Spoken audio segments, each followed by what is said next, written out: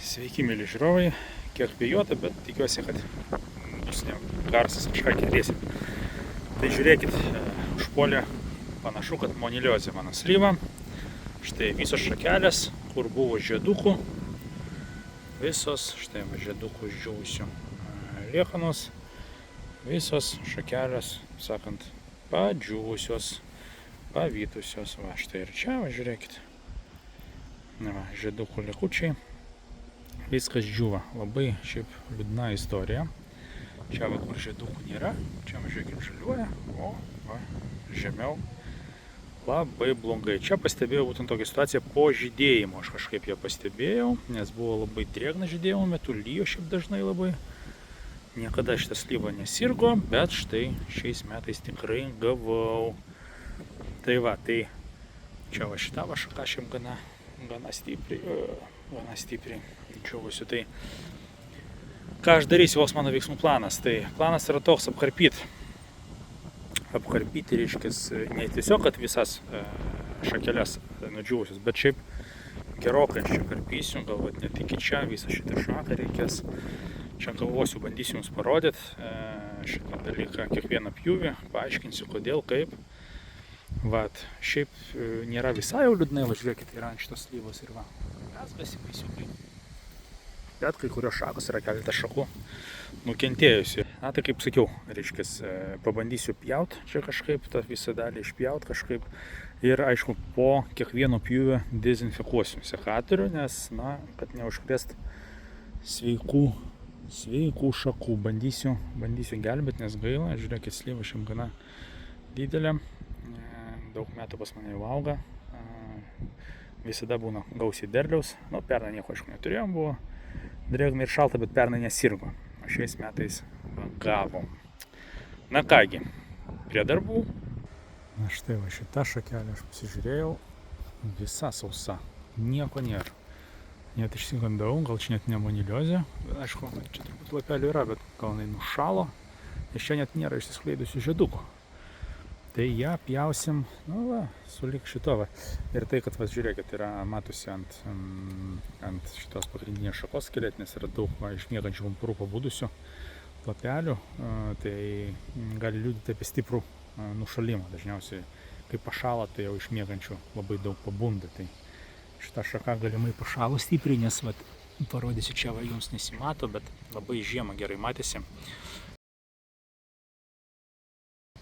Maždaug nuo šitos vietos yra visiškai nušalusi žievė. Va, čia buvo visiškai, va, čia va, prakrapščiau viską labai stipriai. Va, matot, buvo pjūvis gyva, bet va, čia va, visiškai negyva. Iki maždaug gal va čia kažkur, va, viršutinė dalis būtent. Ta pačia, viskas gyva yra. Va, to čia va, iki, čia va, matosi, užtipinėjau tepalą, bet kai prakrapščiau brazdą patikrint. Va, tokie liūdesiai su slyva. Tai gerai, tai šitą šakelę pjaunam iki čia. Ir štai pažiūrėkim jos pjūvį. Jis visas rudas praktiškai truputį, va, matot, dešiniai pusė yra truputį žalios, nedaug, o čia vat, kur čia yra, va čia va žalios, o va, čia visur yra ruda. Tai jinai nušalosi, va, ruda tokia labai mediena. Jinai šitą šakelę visgi nušalo. Pagrindė nušalo, va taip liūdnai.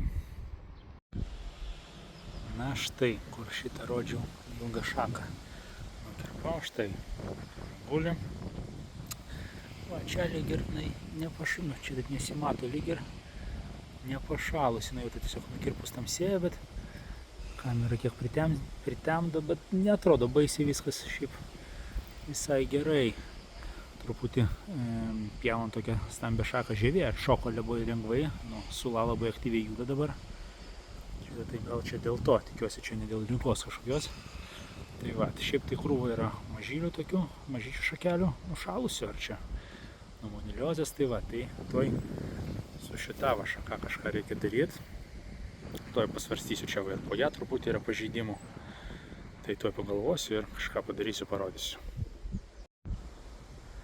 Beje, palikau stangariuką, tai reiškia kotelį tokia, ne? Tai čia tam, kad apsaugot nuo išdžiūvimo, nes čia taip iš karto, jeigu, kaip sakyt, nupjausiu, tai džius labai stipriai, šitą šakelė labai plona.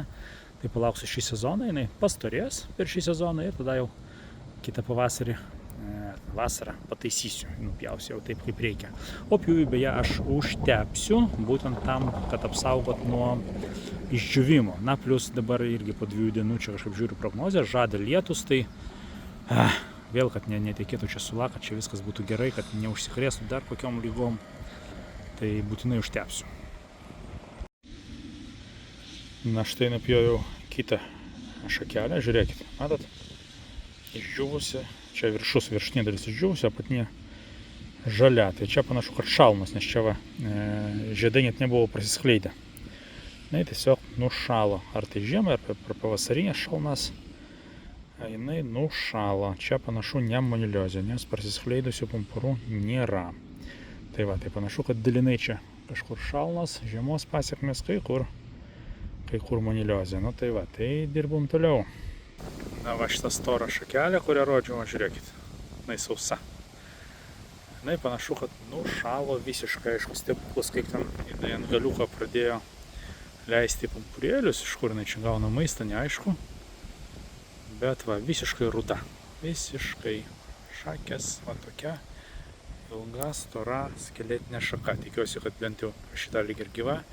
Iki čia jaučiu teks pjauti, tai po truputį taip karpysiu ir žiūrėsiu, iki kur čia jinai gyva. Bet čia nieks neprabudo, tai galbūt nelabai čia prognozės. Na va, štai prakrapščio, žiūrėkit, brazdas negyvas. Šakės. Liūdesys. Na štai va, žiūrėkit, nupjoviau ir viskas lyg ir sausa, brazda žalio, čia nesimato. Čia va prapjoviau, žiūrėkit, va, čia žalias, tai va. O čia va iš apačios, žiūrėkit, rudas, tai panašu, kad apatinė dalis šakos yra nušalusi. Va čia. O viršutinė visai sveika. Nu tai paliksiu ją kol kas kaip yra, žiūrėsim, tegu gyvena, nupjaut mes visada suspėsime. Tai va, tai gal aišku mano išvadas dėl moniliozės gal kiek skubotos, nors nežinau, vis tiek aš medį dabar apgenėsiu ir apipurkšiu, kompurkšiu, nežinau, skoras, svyčas, chorus, gal skorą, purkšinės ir kitus vaismedžius purkšiu būtinai sisteminiu, tai va, kad apsaugoti, jeigu jau tam moniliozė į vidų pateko, kad ją ir ten iš vidaus stabdyti. Tai va tokie reikalai. Na, pabandom štai šitą kartu pažiūrėti. Žiūrėkit, čia žali lapeliai, čia neatrodo labai pažįsta. Pabandom su koteliu. Nu kaip, ką matom? Gal ir gyva. Nu ne, vidus šiaip medienos gerokai pašalęs. Brazdas šiaip gyvas. Na, paliksiu, žiūrėsiu, kas bus. Ar jinai čia gyvos, negyvos. Nu, pjaut spėsim. Na štai, iš viršaus truputį apgenėjau, va čia kur buvo ta šakelė padžiūvusi, nu va čia galiuką nukirpau, va, nu ir va čia, va, matot, stambų pjūvį, tai va čia irgi šaka nupjoviau, nes jinai nušalusi visa sausa. Nu ir dar yra, va, ten matosi, va, ten šakelė, eisim tuoj ją patvarkysim, jinai visa sausa, tai irgi pažiūrėsiu, ar jinai išdžiūvusi, ar jinai čia moniliozinė. Tuoj prakirpsim, pažiūrėsim. Na štai šitą šakelę, va žiūrėkit. Sausa, o jos, sakyt, kaimynė va čia, visai gera yra. Bandom pažiūrėti. Nu, ką matom. Sausuma. Kas čia? Laukit, nesifokusuoja. Sausa. Jinai nušalusi yra. Tai ką, tai pjausim matyti iki pagrindo.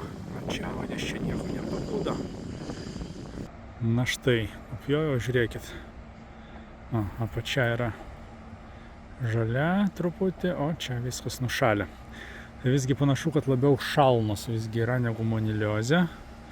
Nors gal tos nuvytusios gėlės, žiedai tai yra mane taip labai neramina. Nuo moniliozės dar kartą purkšiu bet kokiu atveju. Va, tai žodžiu, taip, tai priminsiu savo veiksmų planą, kad nukirpau šakeles ir kirpti reikia, šiaip jeigu taip, pavyzdžiui, moniliozė, tai reikėtų kokių 10-15 cm žemiau negu pažeidimo vieta, negu ten, kur serga, ne? Nes mes nežinom, kiek audinių dar yra užsikrėtę, kiek pažeista, tai reikia kirpti žemiau, jeigu leidžia, tai jeigu yra 10-15 cm. Ir po kiekvieno pjūvio dezinfekuojam įrankį. Aš nerodžiau, kaip dezinfekuoju. Kuom aš dezinfekuoju, tai štai galima vaistinį nupirkti. Žiūrėkit, faringos sprėjus yra gerklės purškalas, aliejinis. Šiaip aišku, juokauju, čia tik buteliukas yra nuo faringos sprėjaus, čia nepriimkit rimtai, čia tik buteliukas. Čia yra paprastas rankų dezinfektantas, 70% gal. Šiaip dezinfekuoti reikia etilo alkoholio, 70% man atrodo tinka. Dezinfekavimui spiritas, man atrodo, yra netinkamas. Jeigu kas turi medicininį spiritą, tai jis tiesiog per greit išgaruoja. Tai čia tiesiog buteliukas, nusižiūrėjau, labai patogu, purškia labai gerai. Tai jau nerodžiau, gražiai purškia. Jau nerodžiau, bet kiekvieną iš tikrųjų pjūvį dezinfikavau po kiekvieno pjūvio, kad jeigu tai moniliozė, kad jos neperneščiau. Ir dar, kol sausio 2 dienos, man atrodo 3 dieną prognozuojamas yra lietus, tai nupurkščiu nuo moniliozės. Tai tiek, ačiū, kad žiūrėjot, prisinumeruokit, dėkit laikus ir iki kito karto. Tikiuosi, jums labiau pasisekė nei man. Na štai visgi parodysiu, žiūrėkit, tarkim įsivaizduokim, kad šita šakelė yra pažeista moniliozės, ne? Tai neužtenka tiesiog ją pačią nukirpti, nes mes nežinom, gal jau įsimetė va čia, į pagrindinę, reiškia, šaką, į magistralę.